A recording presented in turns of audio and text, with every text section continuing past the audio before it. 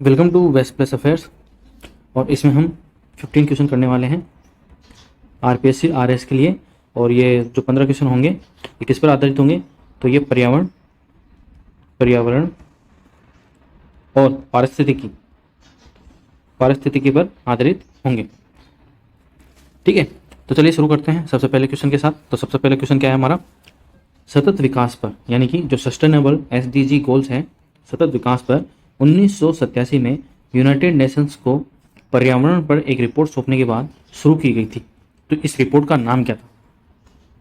1987 के अंदर जो सस्टेनेबल डेवलपमेंट गोल्स हैं उनके ऊपर जो यूएन है, यूनाइटेड नेशंस है, उसके द्वारा एक रिपोर्ट सौंपी गई थी। उस रिपोर्ट का नाम पूछ रहे हैं।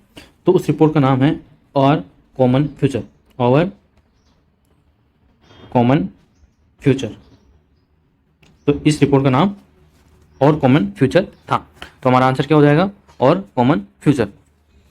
बाकी जो जलवायु परिवर्तन पर जो पहली रिपोर्ट थी ये सौंपी गई थी 1990 में।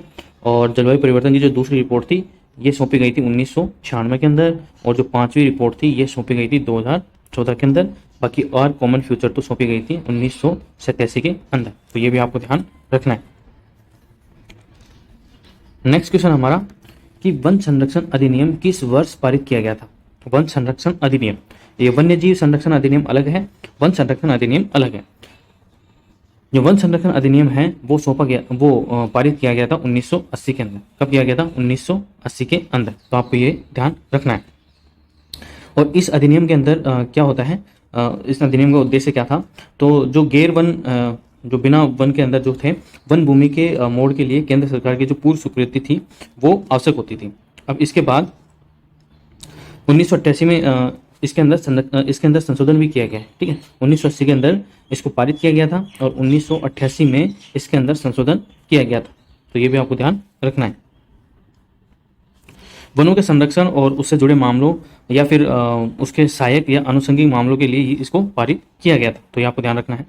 बाकी के जो अधिनियम है जैसे कि पर्यावरण संरक्षण अधिनियम, जो पर्यावरण संरक्षण अधिनियम है, पर्यावरण संरक्षण अधिनियम वो पारित किया गया था 1986 के अंदर, है ना। और वन्य जीवन संरक्षण अधिनियम अगर अपन देखें तो वन्य जीवन संरक्षण अधिनियम ये पारित किया था 1972 के अंदर। और टाइगर प्रोजेक्ट भी 1972 के अंदर ही पारित किया गया था।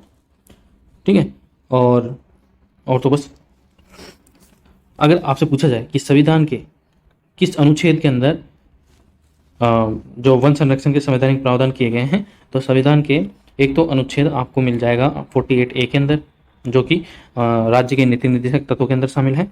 और एक मिल जाएगा अपन को मूल कर्तव्य के अंदर जो अनुच्छेद 51A, ठीक है, जिसका जी पार्ट 51A का जी, इसके अंदर अपन को पर्यावरण संरक्षण से संबंधित अनुच्छेद मिल जाता है। तो आपको ध्यान रखना है वन संरक्षण अधिनियम 1980 के अंदर है। और 1986 के अंदर कौन सा था? पर्यावरण संरक्षण अधिनियम। और वन्य जीवन संरक्षण अधिनियम 1972 के अंदर पारित किया गया था। नेक्स्ट क्वेश्चन हमारा कि भारत में अब तक कितने रामसर स्थल घोषित किए गए हैं? तो भारत में अब तक कितने रामसर स्थल घोषित कर चुके हैं? यानी कि हम देख रहे हैं 15 अगस्त 2022 तक। तो तब तक कितने हो गए? 75 हो चुके हैं। कितने हो गए? 75 हो चुके हैं। तो हमारा आंसर हो जाएगा 75। और जो तमिलनाडु है, तमिलनाडु 14 रामसर साइटों के साथ सबसे टॉप पर है। कितने हैं तमिलनाडु के अंदर? 40। तो ये भी आपको ध्यान रखना है। और सबसे लेटेस्ट वाली कौन सी है? तो वो आप मुझे कमेंट बॉक्स में बताइए कि सबसे नए वाले जो रामसर साइट है वो कहाँ पर है। तो इंडिया ने 1982 के अंदर यहाँ पर रामसर जो कन्वेंशन था उसके ऊपर हस्ताक्षर किए थे।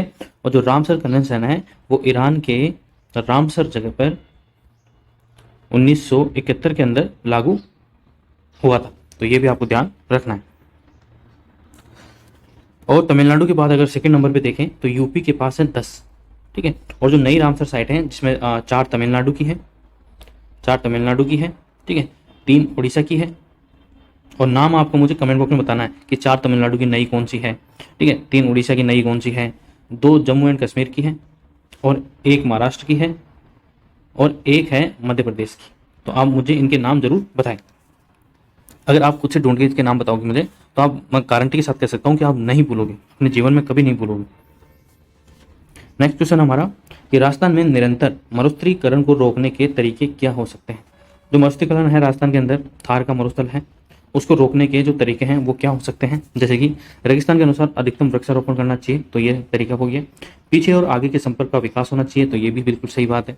सीमित चराई, अब क्योंकि राजस्थान के अंदर आपको पता है पशु है जो वो बहुत अधिक है, और चराई का माध्यम एकमात्र है, जो खुले पशु हैं वो चरते रहते हैं और बाहर चराते हैं, तो ये भी एक कारण हो सकता है। अगर अधिक चराई होगी तो मरुस्थलीकरण में वृद्धि होती है। तो ये सभी कारण हैं जो मरुस्थलीकरण को रोकने के अंदर सहायक हैं। तो हमारा आंसर हो जाएगा उपयुक्त सभी। क्या हो जाएगा? उपयुक्त सभी हमारा आंसर हो जाएगा। और इसको रोकने के लिए आप जैसे रेगिस्तानी कृषि को बढ़ावा भी दे सकते हैं, तो ये भी एक तरीका हो सकता है मरुस्थलीकरण को रोकने का। नेक्स्ट क्वेश्चन हमारा कि बाघ परियोजना किस वर्ष शुरू की गई थी। जो प्रोजेक्ट टाइगर है, प्रोजेक्ट टाइगर वो किस वर्ष शुरू किया गया था, तो आप सब लोगों को पता होना चाहिए कि वो शुरू किया गया था 1973-74 के अंदर। और किनके द्वारा शुरू किया गया था, तो उस समय कौन थी? प्रधानमंत्री इंदिरा गांधी। तो इनके द्वारा ये शुरू किया गया था। अब जैसे और भी परियोजनाएं हैं, जैसे कि समुद्री कछुआ परियोजना। तो जो समुद्री कछुआ परियोजना है, समुद्री कछुआ परियोजना, तो ये शुरू की गई थी 1995 के अंदर। और हिम तेंदुआ, हिम तेंदुआ ये उत्तराखंड में और जम्मू कश्मीर और लद्दाख में मिलता है। हिम तेंदुआ परियोजना की शुरुआत की गई थी 2009 के अंदर। ध्यान रखना है आपको, ये पूछे जा सकते हैं। हाथी परियोजना, हाथी परियोजना जो है वो शुरू की गई थी 1992 के अंदर। और जो डॉल्फिन परियोजना है, डॉल्फिन परियोजना है वो शुरू की गई थी 1997 में। और भारत देश का पहला डॉल्फिन अभ्यारण्य कहाँ पर है, तो ये है बिहार के अंदर। कहाँ पर है? बिहार के अंदर। और ये कब बनाया गया था, या मुझे कमेंट बॉक्स में जरूर बताएं। नेक्स्ट क्वेश्चन हमारा कि निम्नलिखित में से क्या जानवरों और पौधों की दुर्लभ और लुप्त प्राय प्रजातियों के दस्तावेजीकरण के लिए इनमें से कौन सा स्थापित किया गया था। ब्लू डेटा गलत, ग्रीन डेटा गलत, रेड डेटा बुक स्थापित किया गया था। ठीक है, तो ये हमारा आंसर हो जाएगा रेड डेटा बुक। अरे कौन जारी करता है रेड डेटा बुक? जो अंतर्राष्ट्रीय प्रकृति संरक्षण संघ है, यानी कि इंटरनेशनल नेचुरल कंजर्वेशन, IUCN इसको जारी करता है। कौन जारी करता है? IUCN, इंटरनेशनल वो अंतर्राष्ट्रीय प्रकृति संरक्षण संघ। ठीक है, तो ये आप ध्यान रखोगे। जो ब्लू डेटा बुक है इसके अंदर क्या होता है? ब्लू डेटा बुक के अंदर जो प्रजातियों की पारिस्थितिकी है, संरक्षण है और उनका जो संवर्धन है उनकी जानकारी देता है, यानी कि पारिस्थितिकी, संरक्षण और संवर्धन की जानकारी देता है प्रजातियों की ब्लू डेटा बुक। और जो ग्रीन डेटा बुक है वो 200 से अधिक अर्थव्यवस्थाओं के लिए प्रमुख पर्यावरणीय जो आंकड़े होते हैं उनका एक संदर्भ प्रकाशित करता है। तो ये दो भी इंपॉर्टेंट है, एक तो ब्लू वाला क्योंकि ये प्रजातियों के जो प्रजातियां हैं उनकी पारिस्थितिकी, संरक्षण और संवर्धन, और ग्रीन डेटा जो बुक है वो 200 से अधिक अर्थव्यवस्थाओं के जो पर्यावरणीय संदर्भ है उनको प्रकाशित करता है। रेड डेटा बुक तो IUCN जारी करता ही है, किसके ऊपर? पौधों पर और जानवरों के लुप्त प्राय या दुर्लभ होने पर। नेक्स्ट है हमारा कि भरतपुर जिले का जो पशु शुभंकर है वह कौन है। तो आपको जैसे पता है कि राजस्थान के अंदर कितने जिले हैं? 33 जिले हैं, और उन 33 जिलों के अलग अलग शुभंकर हैं। ठीक है, तो उसमें भरतपुर का कौन सा है? तो भरतपुर का है हमारा सारस क्रेन। कौन सा है? सारस क्रेन भरतपुर का है। ठीक है, अब जैसे मैं आपको और बताता हूँ थोड़े, जैसे कि जो इंपॉर्टेंट है उनके बारे में मैं बता देता हूँ। और जो सारस क्रेन को 2016 के अंदर भरतपुर का शुभंकर घोषित किया गया था। अब जैसे अजमेर है, तो अजमेर का जो शुभंकर है वो क्या है? खरमोर पक्षी। कौन सा है? खरमोर पक्षी। फिर अलवर का, अलवर का कौन सा है? तो सांबर हिरण है। क्या है? सांबर हिरण अलवर का है। फिर अगर भरतपुर का देखें हम तो देख ही लिया सारस क्रेन है। और भीलवाड़ा का देखें तो भीलवाड़ा का क्या होगा? तो भीलवाड़ा का हो जाएगा मोर या मयूर। उसके बाद अगर दौसा का देखें तो दौसा का हो जाएगा खरगोश। ठीक है, और भी अगर हम देखें जिले जिनमें जैसे कि जयपुर, तो चीतल जो हिरण है ये जयपुर का है, ठीक है। और अगर सवाई माधोपुर का देखें, सवाई माधोपुर, तो सवाई माधोपुर का होगा बाघ। और हाँ, तो आपको ये सारे याद रखने हैं क्योंकि पूछे जाते हैं एग्जाम के अंदर। नेक्स्ट क्वेश्चन हमारा कि भारत का पहला ह्यूमन एनाटॉमी पार्क कहाँ स्थित है। तो भारत का पहला जो कि राजस्थान के अंदर है, और राजस्थान के अंदर कहाँ है, फुलवारी की नाल के अंदर, फुलवारी के नाल वन्य जीव अभ्यारण्य के अंदर इसको स्थापित किया गया है। तो हमारा आंसर हो जाएगा फुलवारी की नाल। और ये कहाँ पर है, तो ये है उदयपुर के अंदर। कहाँ पर है, उदयपुर के अंदर। और उदयपुर किसका जिला है, तो राजस्थान का जिला है। तो यहाँ पर भारत का पहला ह्यूमन एनाटॉमी पार्क स्थापित किया गया है। और सरिस्का वन्य जीव अभ्यारण्य कहाँ पर है, तो सरिस्का वन्य जीव अभ्यारण्य अलवर के अंदर है। कुंभलगढ़ वन्य जीव अभ्यारण्य यह है हमारे उदयपुर, राजसमंद और पाली की सीमा पर। माउंट आबू वन्य जीव अभ्यारण्य सिरोही के अंदर है।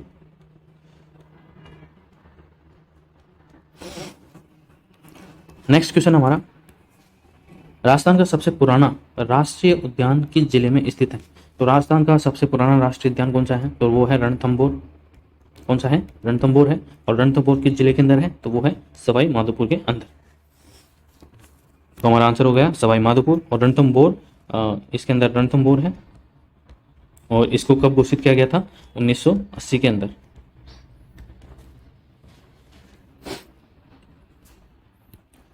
नेक्स्ट क्वेश्चन हमारा, एक तरफ वन दे रखा है, एक तरफ अभ्यारण्य दे रखा है, ठीक है। तो सबसे पहले हम देख लेते हैं कि जो स्थानीय कंटीले वन है वो कहाँ पाए जाते हैं, वो ताल छापर अभ्यारण्य में पाए जाते हैं। कटिहार गिर शुष्क पर्णपाती वन कुंभलगढ़ अभ्यारण्य में पाए जाते हैं। आरामपुरा वन सीतामाता अभ्यारण्य में। और सूक्ष्म पर्णपाती और रेगिस्तानी वन पाए जाते हैं जमा रामगढ़ अभ्यारण्य के अंदर। तो इस हिसाब से आंसर क्या हो जाएगा, वन का ए, टू का बी, थ्री का डी और फोर का सी। तो ये हमारा आंसर हो जाएगा ऑप्शन नंबर सेकेंड, ठीक है। और सीतामाता अभ्यारण्य अभी एग्जाम के अंदर पूछा गया था, वनपाल और जो वन रक्षक का एग्जाम था उसके अंदर पूछा गया था कि उड़न गिलहरी किससे संबंधित है, कौन से अभ्यारण्य के अंदर मिलती है, तो वो सीतामाता अभ्यारण्य के अंदर मिलती है। और जो कहाँ पर है ये प्रतापगढ़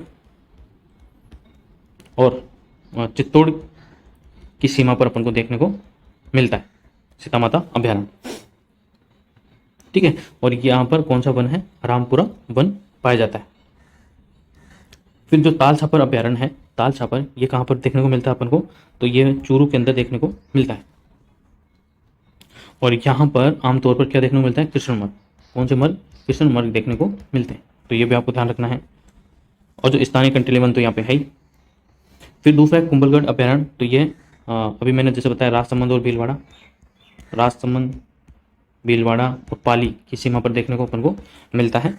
और यहाँ पर मिलते हैं कटिहार गिर शुष्क पर्णपाती वन और शुष्क पर्णपाती और रेगिस्तानी में स्थित वन जमा रामगढ़ अभ्यारण्य, जो कि कहाँ पर है, जयपुर के अंदर। तो ये भी आपको ध्यान रखना है। नेक्स्ट क्वेश्चन हमारा, निम्नलिखित में से किस राज्य में गुमटी वन्यजीव अभ्यारण्य स्थित है। तो गुमटी वन्यजीव अभ्यारण्य किस राज्य का है, तो वो हो जाएगा हमारा त्रिपुरा राज्य। त्रिपुरा के अंदर गुमटी वन्यजीव अभ्यारण्य स्थित है। और इसका जो क्षेत्रफल है वो कितना है, वो है 390 के आसपास, 390 किलोमीटर स्क्वायर के आसपास इसका क्षेत्रफल है। और त्रिपुरा के अंदर और भी जैसे अन्य वन्यजीव अभ्यारण्य हैं, जैसे कि सिपाही जिला है, कृष्णा वन्यजीव अभ्यारण्य है, रोवा वन्यजीव अभ्यारण्य है। तो ये भी त्रिपुरा के ही हैं, ठीक है। तो ये भी आपको ध्यान रखना है। नेक्स्ट है कि निम्न में से कौन एक निरंतर कार्बनिक प्रदूषक है। निरंतर कार्बनिक प्रदूषक जो लगातार वायुमंडल में बना रहता है, तो वो क्या हो जाएगा हमारा, DDT। क्या है, DDT ये हो जाएगा, जिसको सामान्य तौर पर क्या कहा जाता है, डाइफिनाइल क्लोरोइथेन, जिसको सामान्य तौर पर क्या कहा जाता है, डाइफिनाइल ट्राइक्लोरोइथेन इसको कहा जाता है। ये एक रंगहीन होता है, बेस्वाद होता है और लगभग गंधहीन क्रिस्टलीय रासायनिक यौगिक होता है जो ऑर्गेनो क्लोरीन होता है। मूल रूप से इसको कीटनाशक के रूप में विकसित किया गया था, बाद में ये पर्यावरण को नुकसान पहुंचाने लग गया, ठीक है। तो अगर आपसे इसका नाम पूछे अलग तो इसको आप लिख सकते हैं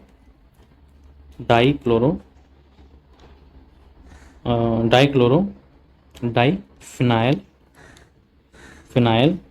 ट्राई क्लोरो इथेन, ये इसका नाम है। जो आपसे अगर पूछा जाए तो आप DTT के अंदर आंसर दे सकते हो। नेक्स्ट क्वेश्चन हमारा, निम्नलिखित में से कौन सा ग्रीन हाउस गैस नहीं है जो प्राकृतिक रूप से वायुमंडल में पाई जाती है? तो इनमें से कौन सी गैस है जो प्राकृतिक रूप से वायुमंडल में नहीं पाई, कौन सी ग्रीन हाउस गैस नहीं है जो प्राकृतिक रूप से वायुमंडल में पाई जाती है? तो वो कौन सी है हमारी? तो उसका आंसर हो जाएगा हमारे पास नाइट्रोजन ऑक्साइड, जो वायुमंडल में लगभग 71% के रूप में पाई जाती है और जो कि ग्रीन हाउस गैस नहीं है। ठीक है। और ग्रीन हाउस गैसों के अंदर जैसे carbon dioxide CO2, methane CH4, ozone O3, ठीक है, नाइट्रस ऑक्साइड, ये ग्रीन हाउस गैस नहीं है। ठीक है। और भाप या वाष्प, ये भी ग्रीन हाउस गैस है, तो इसका भी आपको ध्यान रखना है। नेक्स्ट क्वेश्चन हमारा, निम्न में से कौन सा भूजल रिक्तीकरण का कारण नहीं है, पूछ रहा है। ठीक है। तो भूजल रिक्तीकरण का कारण नहीं है तो वनों की क्षति, ये तो है। भूजल की अत्यधिक पंपिंग, ये भी है। बड़े पैमाने पर कंक्रीट इमारतों का निर्माण, तो ये भी है, क्योंकि कंक्रीट वाटर को सोखती है। तो वनीकरण लगाओगे तो पानी बरसेगा ऊपर से, तो ये कारण नहीं हो सकता। तो हमारा आंसर यही हो जाएगा, ऑप्शन नंबर फर्स्ट। ठीक है। नेक्स्ट क्वेश्चन है, और ये हमारा अंतिम क्वेश्चन है, 15वां क्वेश्चन है ये। ग्रीन हाउस गैसों का उत्सर्जन निम्न में से किस प्रकार के विकिरण से होता है? तो जो ग्रीन हाउस इफेक्ट होता है, आपने बचपन की छोटी क्लासों में पढ़ा होगा ग्रीन हाउस इफेक्ट, वो इनमें से कौन सी जो किरणें होती है जो ग्रीन हाउस जो उत्सर्जन होता है उसको प्रभावित करती है? तो कौन सी किरणें होती है? वो होती है इंफ्रा रेड रेज, यानी कि अवरक्त किरणें होती हैं जो ग्रीन हाउस गैसों का उत्सर्जन करने के लिए जिम्मेदार होती है। तो ये हमारा आंसर हो जाएगा। ठीक है। तो आई होप आपको ये 15 क्वेश्चन जो कि इकोलॉजी और एनवायरनमेंट पर आधारित थे, किसके लिए? RPSC RAS के लिए। आई होप आपको ये सीरीज पसंद आ रही होगी। अगर आपको ये क्वेश्चन पसंद आए हैं, अच्छे लगे हैं और लेवल के हैं, तो आप मुझे प्लीज़ कमेंट बॉक्स में बताएं और चैनल को लाइक करें, शेयर करें और सब्सक्राइब जरूर करें। Thank you so much.